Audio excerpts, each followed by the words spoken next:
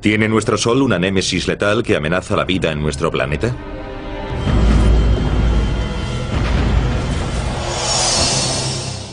¿Es posible viajar por el tiempo? Es una de las grandes preguntas. ¿Qué sucedió con la gemela malvada de la materia? Nuestra mente busca una explicación. ¿Cómo desapareció el agua de Marte? ¿Y qué ocurrió antes del Big Bang? Es el mayor misterio de nuestra ciencia. Grandes preguntas y la vanguardia de la ciencia. Los misterios inexplicables del universo.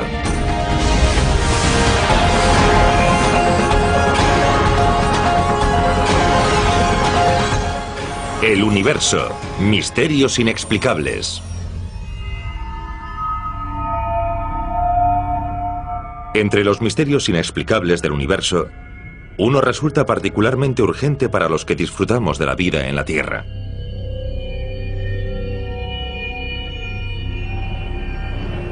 ¿Sufren las criaturas de nuestro planeta extinciones cíclicas cada 26 millones de años? Y si es así, ¿qué causa estas destrucciones periódicas?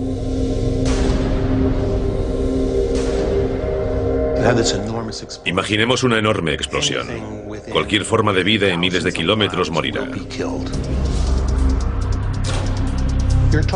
Estamos hablando de una onda explosiva. Después un tsunami. Un calor extremo.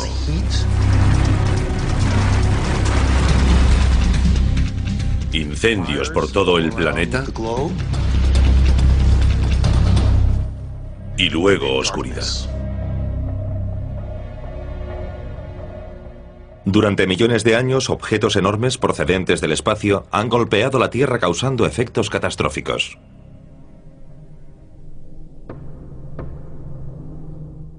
Un impacto en las aguas cercanas a la península del Yucatán parece ser la causa de la extinción de los dinosaurios hace 65 millones de años. Pero esta no fue la primera extinción masiva en la Tierra. Y probablemente tampoco será la última. Y no se trata de la mayor extinción de todos los tiempos. Esa fue la extinción pérmica, en la que perecieron el 95% de las especies marinas y cerca del 80% de las terrestres. Así que ya han sucedido extinciones masivas antes. Algunos científicos creen que estos períodos de muerte y destrucción se suceden con una frecuencia determinada. Algunos paleontólogos encontraron un patrón muy extraño. Descubrieron que las grandes extinciones, como las que acabaron con los dinosaurios, pero también otras, no sucedieron en momentos aleatorios.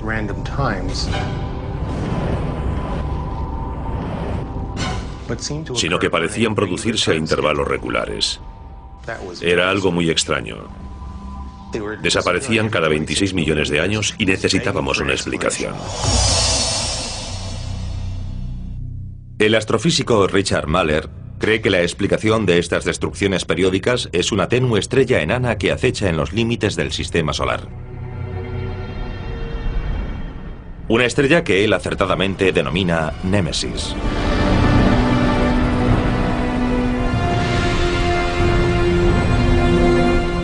Según su teoría, Némesis es una estrella aún no descubierta que acompaña a nuestro propio Sol.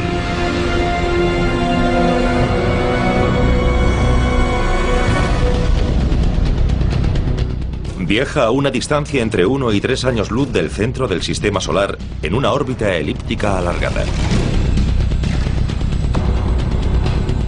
Cuando Némesis se encuentra más cerca del Sol, cosa que ocurre cada 26 millones de años, su órbita atraviesa la nube de Oort, que según las estimaciones alberga 1 billón de cometas que rodean nuestro sistema solar. Es entonces cuando el orden del sistema solar se vuelve especialmente caótico. Cuando eso sucede, Némesis se acerca a los cometas y perturba sus órbitas. Según la teoría de Mahler, las perturbaciones gravitatorias ocasionadas por esta pequeña e inocua estrella hacen que los cometas, ajenos a todo durante largo tiempo, se alejen de sus órbitas en la nube de Oort. Atraídos hacia el Sol por su gravedad, 1.000 millones de cometas son lanzados a toda velocidad hacia el sistema solar interior. Inevitablemente, la ruta de algunos se cruza con la de la Tierra, y el resultado son impactos terribles y extinciones en masa.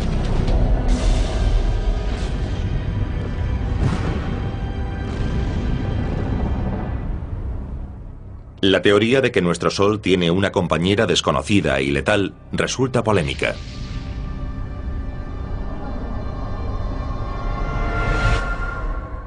La mayoría de los científicos creen que el Sol es una estrella solitaria y que no tiene compañera alguna.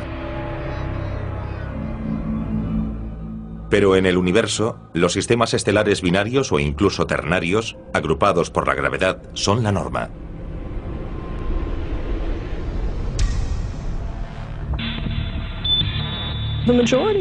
La mayoría de las estrellas de nuestra galaxia forman parte de un sistema estelar doble o triple. Por lo tanto, la idea de que el Sol pueda formar parte de un sistema binario no es en absoluto descabellada desde ese punto de vista. Aunque resulte concebible que el Sol pueda formar parte de un sistema binario, los astrónomos nunca han observado un sistema binario en el que sus estrellas estén tan alejadas como, según Mahler, estarían Némesis y nuestro Sol. Mahler necesitaba pruebas de la existencia de Némesis. En 1997 se puso en marcha una misión de la NASA que podía arrojar luz sobre este misterio. El reconocimiento en 2 micrómetros de todo el cielo, o 2+, utiliza 2 telescopios infrarrojos para rastrear el universo en busca de estrellas desconocidas. El 2+ se especializa en la búsqueda de objetos difíciles de encontrar en nuestra galaxia y sus proximidades. Y hasta la fecha ha obtenido más de 2 millones de imágenes.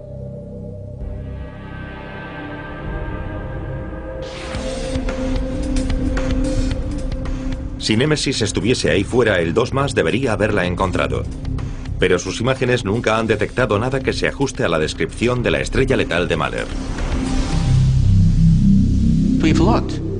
La hemos buscado Némesis intensamente y no hemos podido encontrarla. Pero a Mahler no le sorprende que 2+ no haya encontrado a Némesis.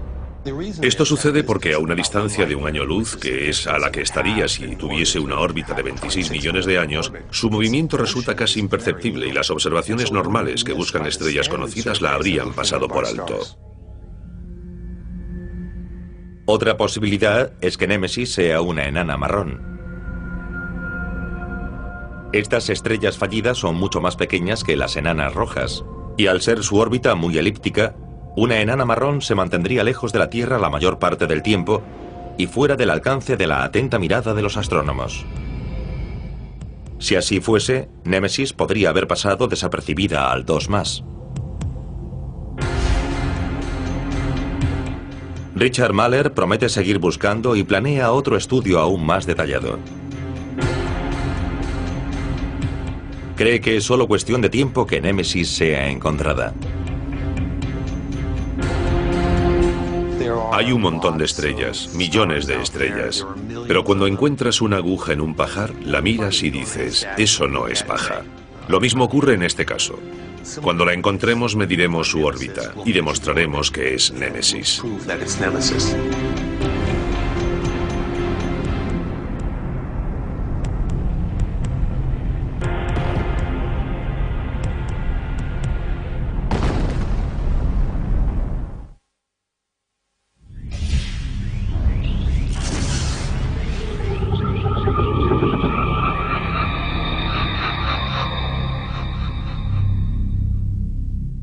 De todos los misterios inexplicables de nuestro universo, quizá el más atrayente y polémico sea la posibilidad de viajar a través del tiempo.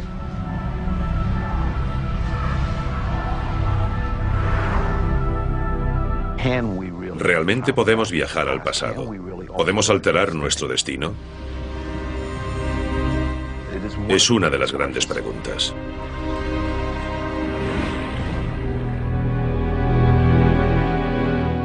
En 1955, Ron Mallet tenía solo 10 años cuando su padre falleció de un ataque al corazón. Desconsolado, el pequeño Mallet anhelaba una forma de poder ver a su padre de nuevo y tal vez salvarle la vida. Aproximadamente un año después de su muerte, descubrí el libro de H.G. Wells, La máquina del tiempo, y eso me salvó. Pensé, si pudiese construir una máquina del tiempo como la que describe H.G. Wells, podría volver al pasado, intentar salvar su vida y verlo de nuevo. Así fue como me obsesioné con la idea de construir una máquina del tiempo.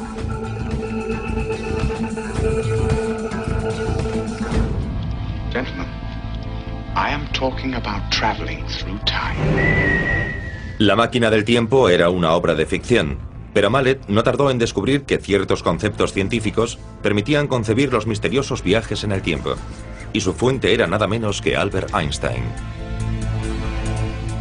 Según las teorías de Einstein, el espacio y el tiempo están relacionados, por lo que podemos concebir el espacio-tiempo como una especie de tejido o sábana. En su teoría de la relatividad general, Einstein propuso que un objeto masivo como un planeta, una estrella o un agujero negro deforma este tejido del espacio-tiempo. De hecho, Einstein creía que la gravedad, la fuerza que nos mantiene unidos a la Tierra y a esta en órbita en torno al Sol, no es más que un efecto de esta deformación. Para Mallet, este concepto plantea muchas más posibilidades. Si pudiésemos generar suficiente gravedad para retorcer el tiempo hasta formar un bucle, quizá lograríamos crear un pasaje para movernos adelante y atrás a través del tiempo.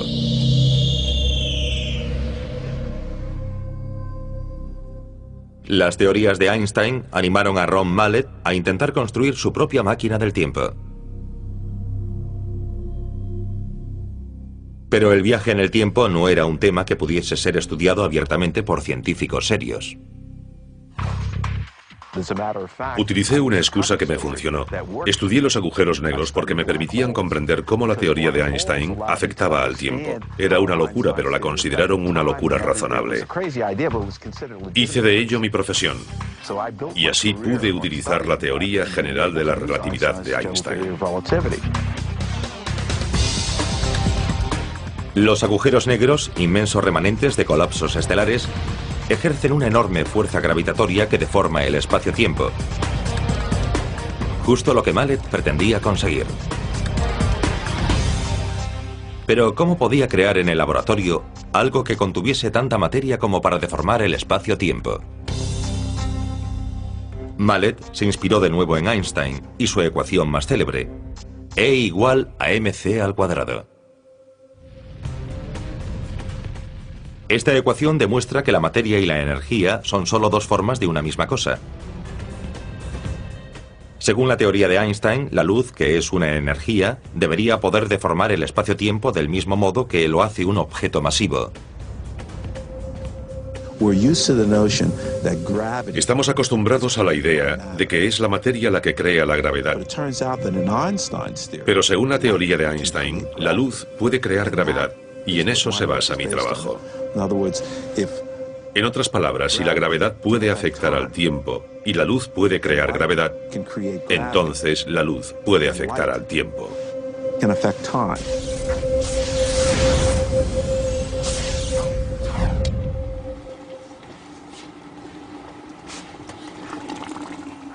Mallet ha construido un modelo para demostrar su idea de que un rayo láser circulante puede crear un túnel de luz que retuerce el espacio y el tiempo. Tiene 4 rayos láser que se cruzan. La zona en el interior de esa columna de la luz representaría la zona en la que el espacio está siendo deformado.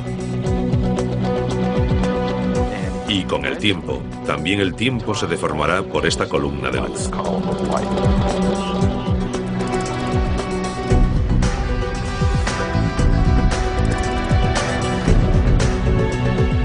Eso nos permitiría viajar al pasado. El primer viajero temporal deberá ser mucho más pequeño que un ser humano. Una partícula subatómica, como un neutrón. Lo que intentamos no es enviar un ser humano, sino partículas subatómicas e información. Eso ya representaría un gran avance. Enviar información al pasado podría proporcionarnos información acerca de futuros desastres y permitirnos evitarlos.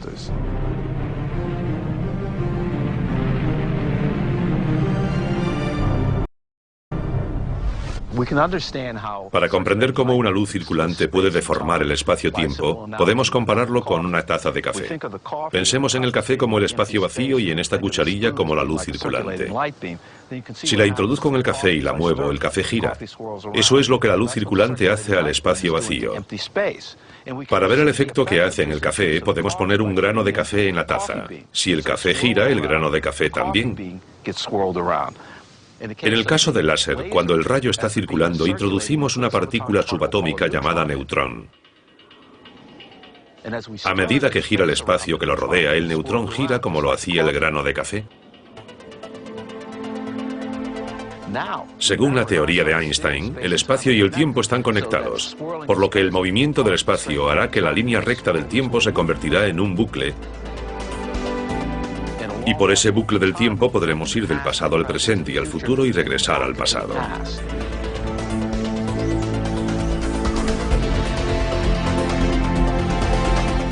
La ciencia ficción nos ha mostrado máquinas del tiempo que permiten viajar sin restricciones temporales hacia adelante y hacia atrás.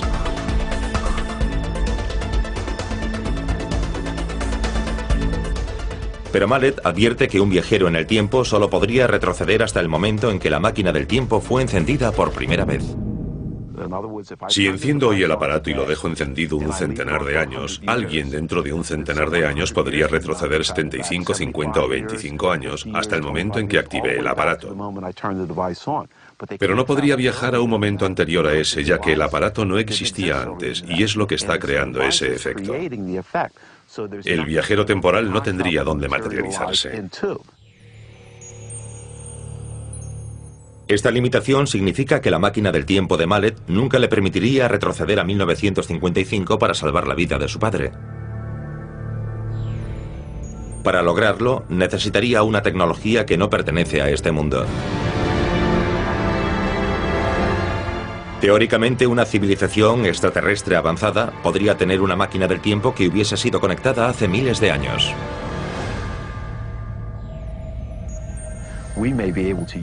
Podríamos utilizar sus viajes en el tiempo para retroceder y visitar nuestro pasado remoto. Si han desarrollado los viajes en el tiempo, digamos hace 10.000 años, seguirían teniendo la misma limitación, pero una vez los encontremos, podríamos utilizarlo y tal vez algún día podamos visitar el antiguo Egipto.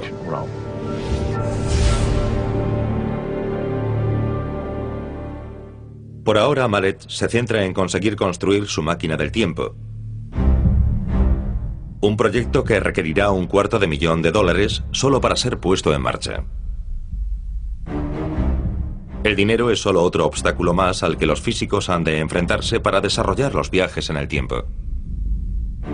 También existen ciertas paradojas que, según la opinión de muchos, podría hacer imposible un viaje en el tiempo, como la conocida paradoja del abuelo. Imaginen que retroceden en el tiempo y matan a su abuelo antes de que conozca a su abuela.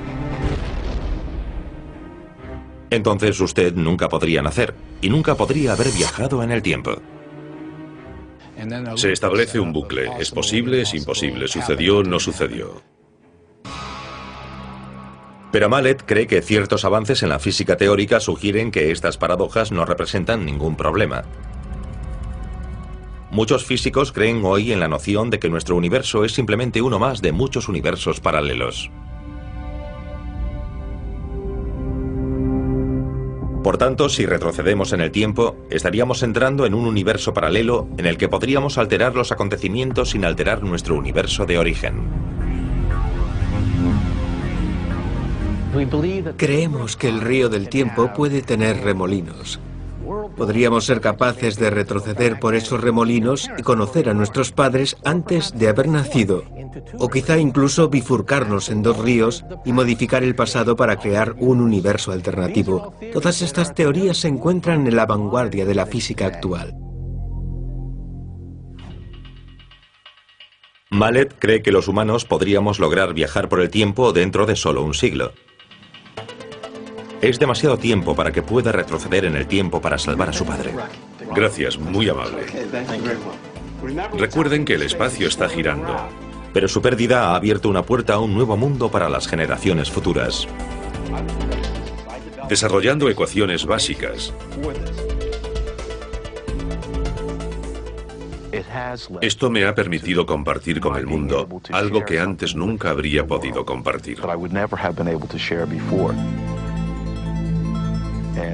Creo que es realmente un digno homenaje a mi padre haberlo logrado. Sí, estoy orgulloso de eso.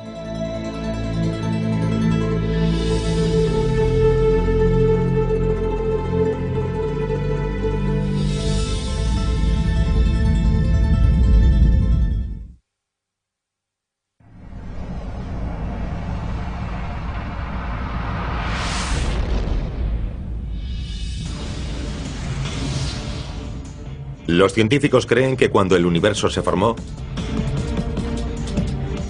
se componía de algo más que la materia ordinaria que forma todo lo que nos rodea. Creen que contenía una cantidad casi igual de antimateria, la esquiva gemela malvada de la materia. Si nos remontamos al origen mismo del universo, resulta que estaba compuesto de materia y antimateria, que cada partícula tiene una antipartícula. Puede sonar descabellado, pero es cierto, aunque parezca ciencia ficción. Pero, ¿qué es la misteriosa antimateria y dónde ha ido a parar? La antimateria es exactamente igual que la materia. La diferencia entre ambas es el hecho de que su carga es completamente diferente. La materia ordinaria se compone de átomos que a su vez están compuestos de partículas subatómicas, los electrones de carga negativa y los protones de carga positiva. La antimateria es lo opuesto a estas partículas. Tienen la misma masa, pero carga eléctrica opuesta. Un protón es una partícula cargada positivamente. Ese es el núcleo del átomo. El antiprotón sería un protón con carga negativa y exactamente la misma masa. En nuestro universo, los opuestos se atraen, y eso es lo que ocurre con las partículas y las antipartículas. Aunque se podría pensar que la suya es una relación perfecta, cada vez que la materia entra en contacto con la antimateria, el resultado es el mismo. Se aniquilan entre sí. Imaginemos dos naves espaciales que cruzan el espacio a gran velocidad en rumbo de colisión. Una está construida con materia ordinaria. La otra es una nave de antimateria construida por una civilización extraterrestre. El impacto sería espectacular y no dejaría restos que los investigadores de accidentes cósmicos pudiesen investigar.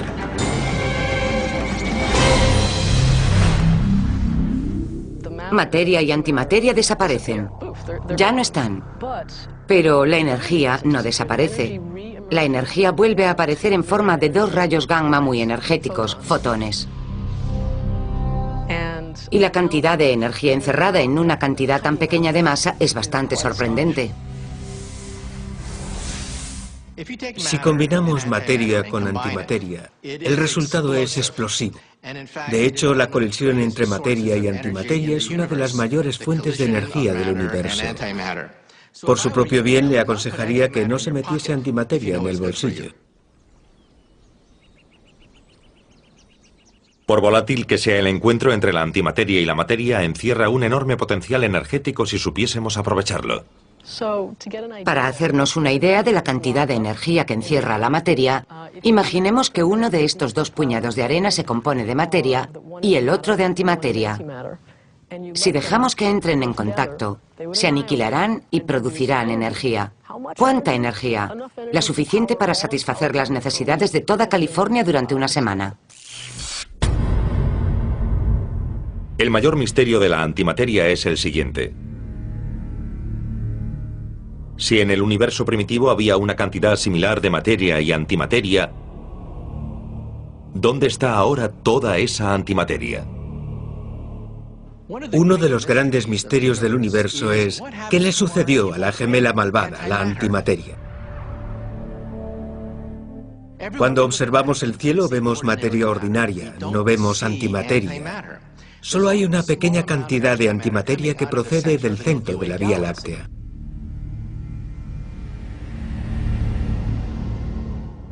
¿Por qué este universo parece estar compuesto por completo de materia y no vemos más que un poco de antimateria? Es un misterio. No creo que lleguemos a averiguarlo, pero nuestra mente busca una explicación. Una posibilidad es que tal vez hubiese un porcentaje ligeramente mayor de materia que de antimateria en el universo primitivo. Por lo tanto, cuando las partículas y las antipartículas colisionaron en una guerra de aniquilación, ese pequeño porcentaje de materia sobrevivió. Son los veteranos que quedaron con vida en nuestro más antiguo campo de batalla. Por cada 1000 millones de antiprotones, necesitamos 1000 millones de protones más uno.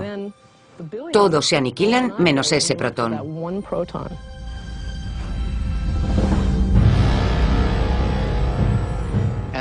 Nosotros somos ese residuo. Nosotros somos los restos de esa titánica explosión de energía liberada por la colisión de materia y antimateria en ese instante de tiempo.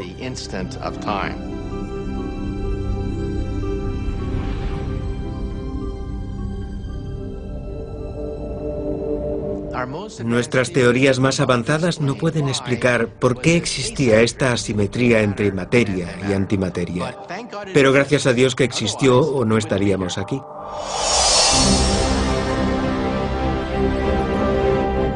Pero aunque la materia se impuso para formar todo lo que vemos a nuestro alrededor, ¿podría haber galaxias lejanas o regiones del espacio gobernadas por la antimateria? Podrían existir galaxias enteras compuestas por un 99,9% de antimateria, al igual que ésta se compone de materia. Y si una galaxia de antimateria se cruzase con una galaxia de materia, ambas se aniquilarían en un espectacular fogonazo de luz y energía. Por extraño que parezca, los científicos han descubierto cómo crear minúsculas cantidades de antimateria con fines médicos en los aceleradores de los laboratorios.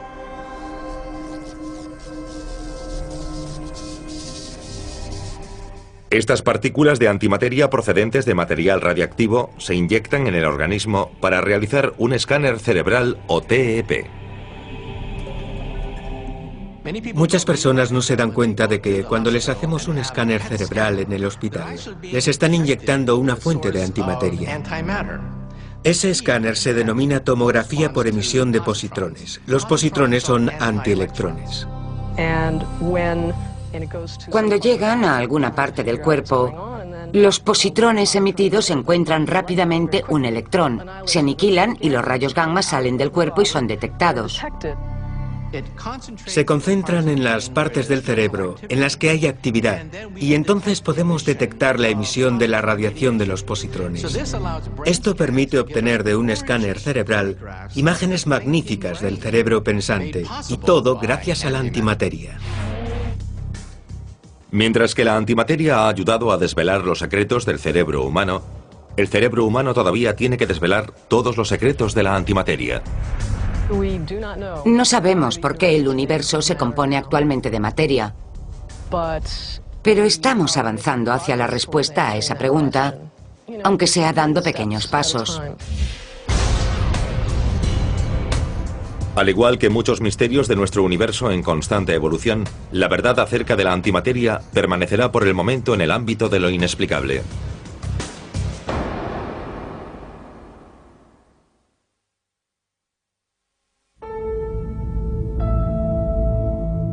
Marte siempre ha estado envuelto en misterio.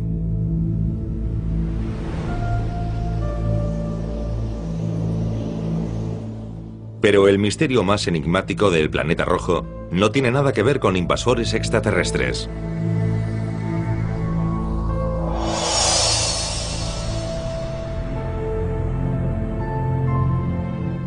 Las pruebas científicas sugieren que Marte fue antaño un planeta más parecido a la Tierra, con uno de los elementos clave para sustentar la vida: el agua.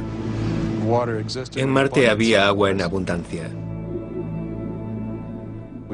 Hemos encontrado pruebas de antiguos cursos de agua y una diminuta cantidad de vapor de agua en la atmósfera. En Marte hay incluso accidentes geográficos que parecen antiguos valles formados por ríos y planicies aluviales.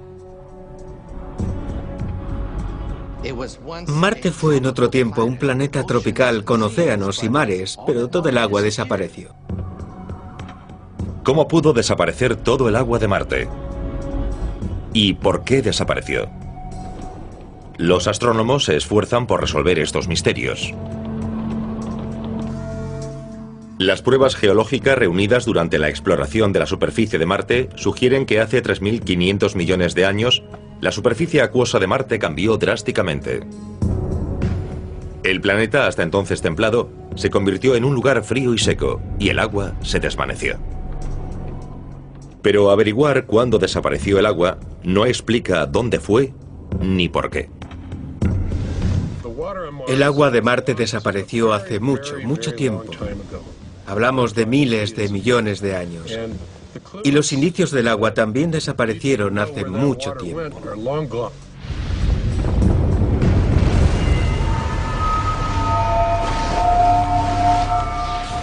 Según parece, una serie de acontecimientos cambió radicalmente su entorno acuoso.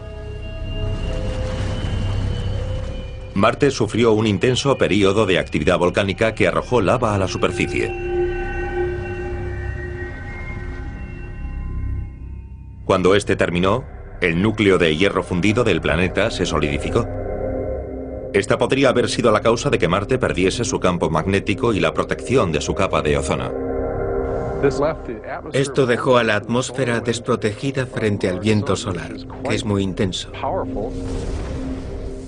Los vientos solares barrieron el planeta durante millones de años, eliminando todo resto de atmósfera.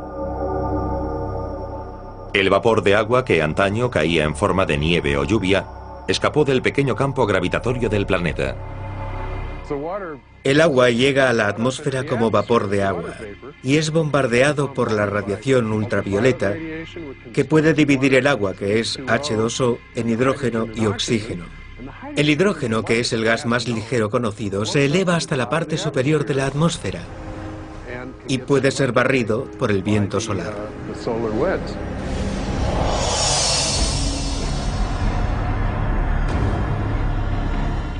Otra teoría acerca de la desaparición del agua de Marte implica una amenaza exterior. Hay pruebas de que en los primeros años del sistema solar, Marte recorría una ruta letal. Hace unos 3.900 millones de años se produjo lo que llamamos el Gran Bombardeo. Y Marte debió de sufrir muchos impactos. Un evento así provocaría que parte del material y la atmósfera del planeta saliesen despedidos más allá de su campo gravitatorio. Imaginemos que esta piedra es un asteroide del tamaño de una montaña. Ahora imaginemos que va a la deriva por el espacio a gran velocidad, a decenas de miles de kilómetros por hora.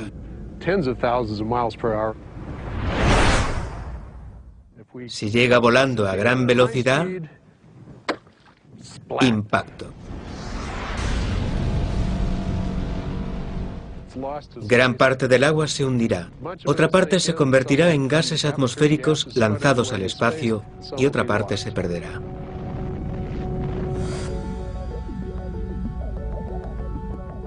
Otras respuestas a la misteriosa desaparición del agua de Marte podrían estar ocultas en el interior del planeta rojo.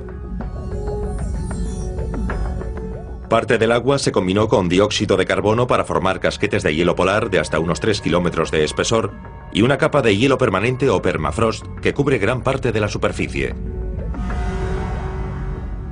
Pero hay pruebas de que bajo el hielo todavía fluye agua líquida.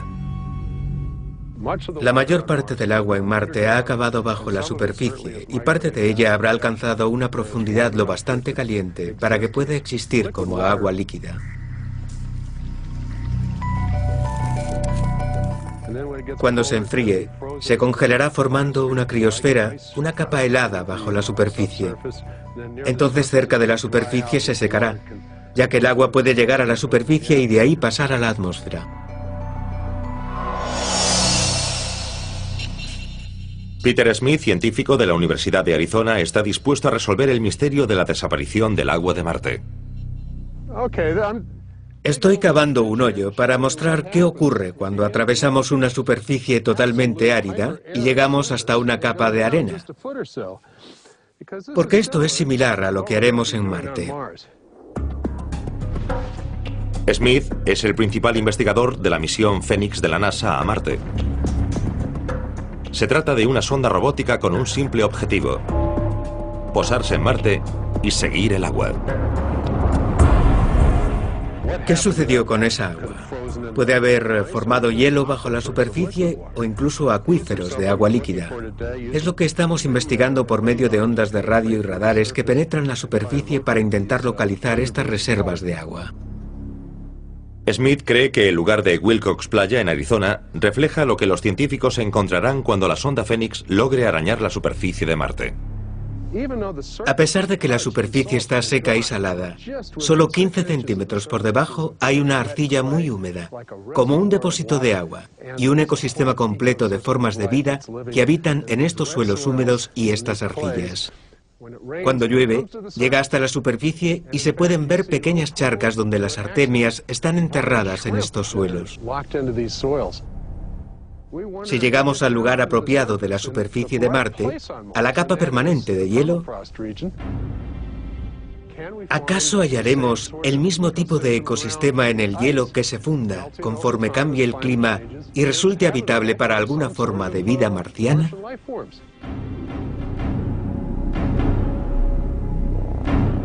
Hay quien cree que la vida en la Tierra se originó en Marte y que su extraña transformación predice nuestro destino.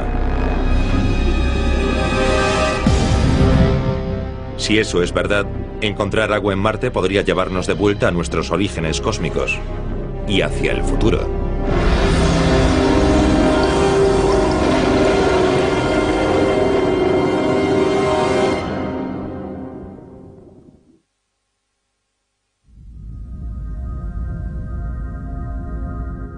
Respecto al universo, lo que sabemos solo es superado por lo que aún no hemos descubierto. Y de todos los misterios inexplicables, sigue habiendo uno que lo supera a todos. ¿Existía algo antes del Big Bang? ¿O fue el verdadero comienzo de todo? Y si lo fue, ¿cuál fue la chispa que lo encendió? Es el mayor misterio de toda la ciencia. ¿Qué inició la creación? Ese es el enorme agujero de la teoría del Big Bang. No tenemos ni idea. No tenemos ni idea de qué puso en marcha el Big Bang.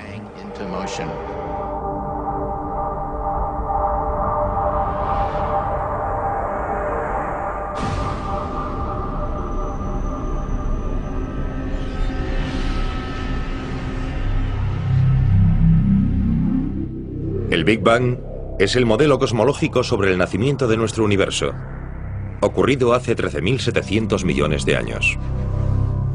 Todo lo que compone nuestro universo se remonta a ese momento. Parece haber un punto misterioso al principio, lo que denominamos singularidad.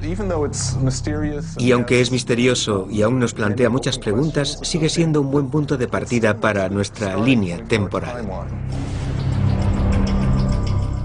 Pero nuestros instrumentos científicos nada pueden averiguar sobre el período anterior al Big Bang, si es que ese período existió. La singularidad es como un horizonte del que nunca podemos ver más allá. Durante la creación, el tiempo fue creado junto con el espacio y la materia. Y el Big Bang es precisamente ese tipo de evento.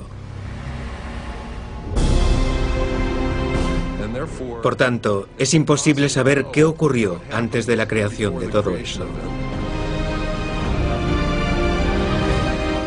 No obstante, las grandes mentes de la astrofísica plantean diversas especulaciones científicas sobre lo que sucedió antes del Big Bang.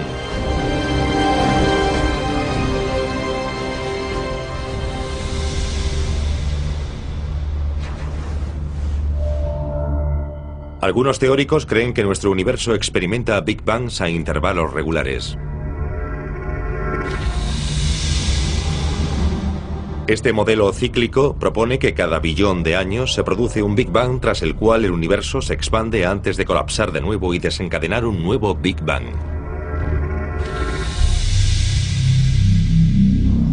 Existen formas interesantes que permiten conectar con la historia de un universo anterior. El fin de un universo puede significar el comienzo de otro. Quizá nunca hubo un comienzo y de algún modo todo sucede desde algún momento anterior. Quizá no existió ningún origen creador en absoluto.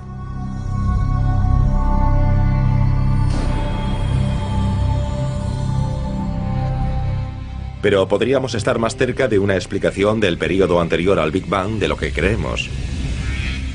Las reverberaciones cósmicas del Big Bang, que todavía resuenan a través del universo, podrían tener la respuesta sobre el momento anterior a la singularidad. Estas ondas resultan fundamentales para comprender el universo actual.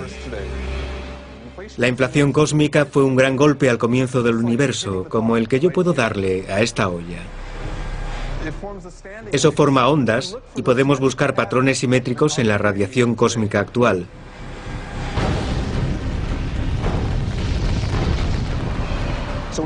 Así que enviamos nuestros satélites para observar la radiación, estas ondas simétricas.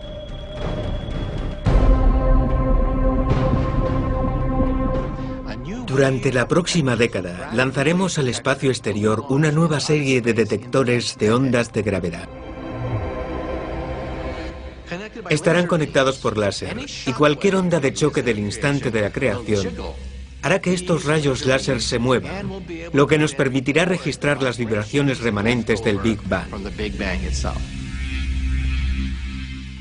Por eso confío en que podremos demostrar no solo el propio Big Bang, sino incluso el período anterior durante las próximas décadas. Los láseres también detectarán fuentes de energía expansiva y quizá logren determinar el mecanismo que creó el Big Bang.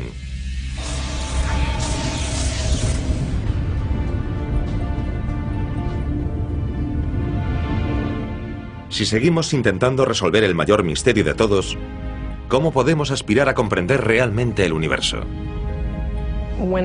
Cuando obtenemos una respuesta a una pregunta, casi siempre nos plantea más preguntas. Así es como progresamos. Los misterios pueden resolverse, pero siempre habrá otros.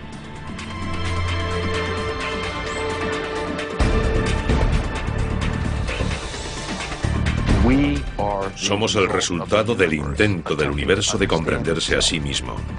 Esa es mi concepción del lugar que ocupamos en el universo. Por lo tanto, su comprensión resulta difícil, pero no obstante, es posible.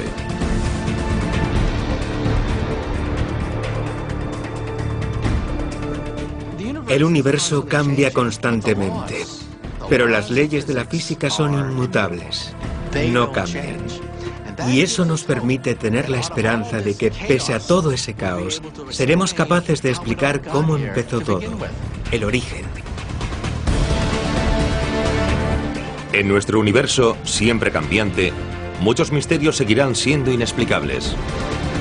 Pero avanzamos lentamente hacia la resolución de los mayores secretos, las claves de nuestro pasado y las sendas de nuestro futuro. Pese a todo lo que la ciencia ha llegado a comprender, todavía queda mucho por descubrir sobre nuestro inmenso, oscuro y misterioso universo.